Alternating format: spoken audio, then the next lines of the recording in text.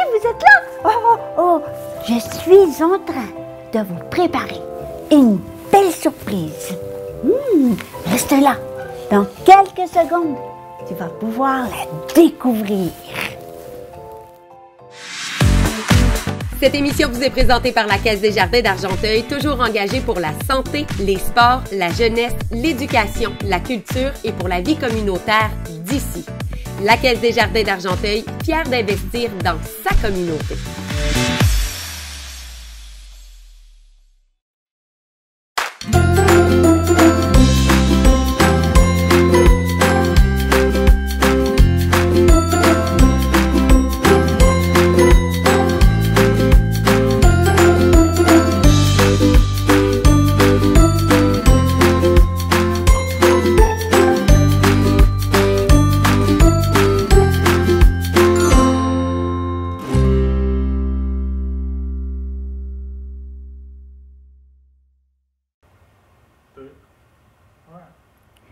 Bonjour les enfants, je m'appelle Françoise et je suis une fée de forêt.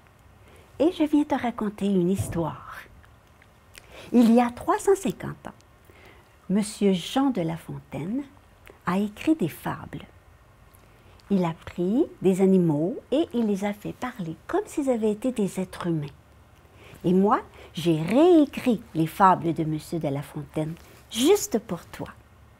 Et aujourd'hui, eh bien, je vais te raconter l'histoire du corbeau et du renard. On va aller les placer à leur place dans la forêt. Alors, Monsieur Corbeau, dans son arbre, et Monsieur Renard, juste en dessous. Allez, je prends mon livre d'histoire et je te raconte. Il était une fois dans la forêt, vivaient Monsieur le Corbeau et Monsieur le Renard. Monsieur le Corbeau se croyait le plus intelligent de tous les animaux de la forêt, mais surtout, il ne partageait jamais sa nourriture avec les autres, parce qu'il considérait qu'il travaillait tellement fort pour trouver sa nourriture qu'il faisait de si longues distances à voler et à battre des ailes sans arrêt qu'il considérait qu'il avait bien mérité d'être le seul à goûter à son butin. Alors un jour, Monsieur Renard vit Monsieur Corbeau dans un arbre, bien installé sur une branche et tenant dans son bec un fromage. L'odeur du fromage était si capiteuse. Capiteuse, tu sais, c'est une odeur capiteuse, c'est comme quand ta maman, elle te prend dans ses bras, puis que tu mets ton nez dans son cou. Tu sais comme ça sent bon. Oh, elle sent tellement bon, ta maman. Ça, eh bien ça, c'est une odeur capiteuse. Alors, l'odeur de ce fromage était si capiteuse que Monsieur Renard n'avait qu'une envie, c'était de goûter à ce fromage. Mais, naturellement, Monsieur le Corbeau, il a refusé de partager son fromage avec Monsieur Renard, comme d'habitude. Alors, Monsieur Renard, plus rusé que Monsieur Corbeau, a décidé de lui donner une bonne leçon. Il savait que Monsieur Corbeau se croyait le plus beau et le plus intelligent et qu'il adorait qu'on lui fasse des compliments. Ça lui faisait gonfler les plumes. Alors, Monsieur Renard lui a dit « Cher Monsieur Corbeau, comme vous êtes beau, comme vos plumes brillent, si votre ramage ressemble à votre plumage. » Bon, là, je t'explique. Un ramage. Est-ce que tu sais ce qu'est un ramage? Un ramage, c'est un chant d'oiseau. Oui, oui, tout à fait. Écoute bien. Tu vas entendre le chant du bruant à gorge blanche. Écoute. C'est joli, hein? Oh! Dis, tu veux bien? On va le chanter ensemble. Qu'est-ce qu'il chante, le bruant? Il chante « Où es-tu, Frédéric, Frédéric? » Allez, fais-le avec moi. Allez, tu es capable. « Où es-tu, Frédéric, Frédéric? » Oh, c'est joli, hein? Tu vois? Tu viens de chanter comme un oiseau. Alors, tu as fait un ramage. Oui, et tu pourras la chanter à ta maman, cette chanson. Oh, elle va être tellement contente. Elle va t'appeler son petit oiseau d'amour. Oh, oui, elle va être contente et toi aussi. Alors, on va revenir à notre monsieur Renard. Alors, il disait au corbeau, si votre ramage ressemble à votre plumage, mais vous êtes le phénix de ces bois. À ce moment-là, le renard, il dit au corbeau qu'il est comme la super vedette de la forêt. Un phénix, c'est ça que ça veut dire. Alors, M. Corbeau, orgueilleux et fier, a immédiatement voulu montrer au renard la qualité de sa voix. Mais là, en ouvrant son bec, tu sais ce qui est arrivé? Mais oui! Automatiquement, il a échappé son fromage. Oh! Mon fromage! Oh. Et M. Renard s'est empressé de ramasser le fromage et d'aller trouver ses amis. Parce que M. Renard, lui, il partageait la nourriture avec ses amis, les autres animaux de la forêt. Alors, M. Corbeau, il a regardé le renard s'enfuir avec son fromage. Mais là, M. Corbeau, il a compris 2 leçons de vie dans cette aventure. Il ne sert à rien de se croire supérieur ou plus important que les autres. On ne doit jamais juger sur les apparences. Et l'autre leçon, c'est que le bonheur, il se trouve en partageant avec ses amis. Alors, à partir de ce jour-là, M. Corbeau, il est devenu l'ami de tous les animaux. Tu sais pourquoi? Parce qu'en survolant la forêt, il pouvait leur indiquer où ils trouveraient de la nourriture. Et ainsi, plus aucun animal de la forêt n'a souffert de la faim à nouveau. Et même, mieux que ça encore, tous les animaux étaient heureux parce que tous ensemble, ils partageaient toutes les proies qu'ils trouvaient. Et même, ils partageaient, tu sais comment? Mais en faisant de grandes fêtes. Et tout le monde était heureux. Alors voilà, c'était mon histoire.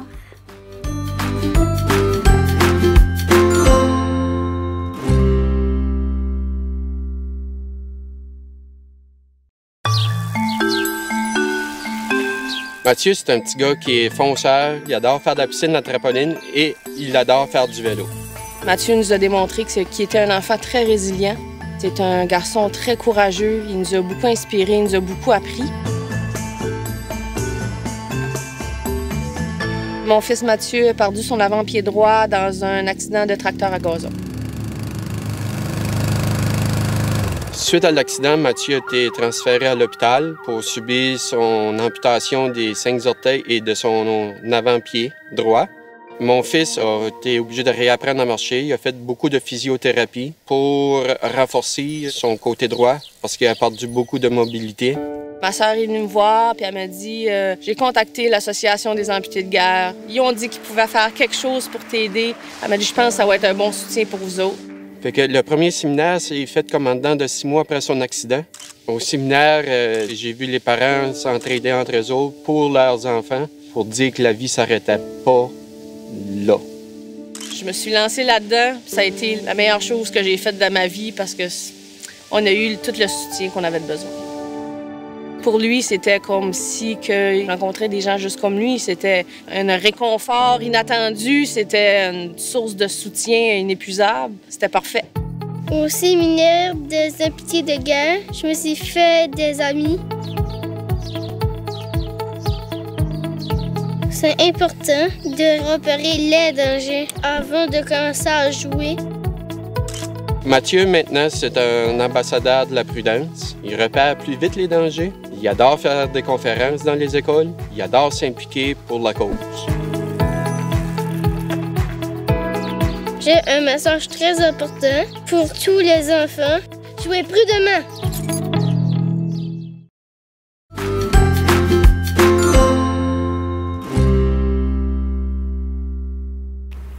Alors tu sais, il y a des fées comme moi, mais il y a aussi des elfes. Il y a des mini-fées et des mini-elfes. Et mon ami Marc-Antoine, un elfe d'école, il a demandé à son groupe de mini-elfes et de mini-fées de dessiner l'histoire que tu viens d'entendre. Et grâce à Sylvain, c'est mon ami, l'elfe de la caméra. Et bien Sylvain, il va te montrer tous les beaux dessins qu'on a reçus pour illustrer la magnifique histoire que tu as entendue.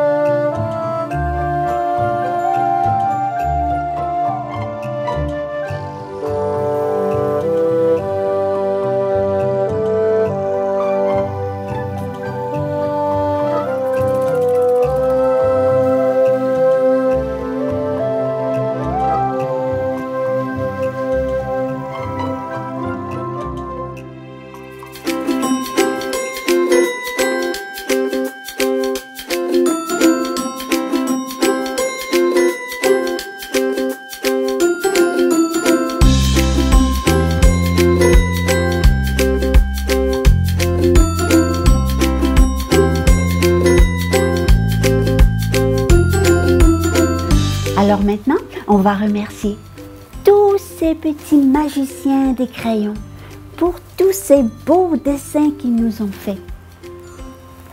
Et là-dessus, moi, je vais t'envoyer un gros baiser virtuel. Allez, attrape-le. Dépose-le sur ta joue. Et puis moi, je t'attendrai pour une prochaine émission où je vais encore te raconter une très belle histoire. À bientôt, mes amours!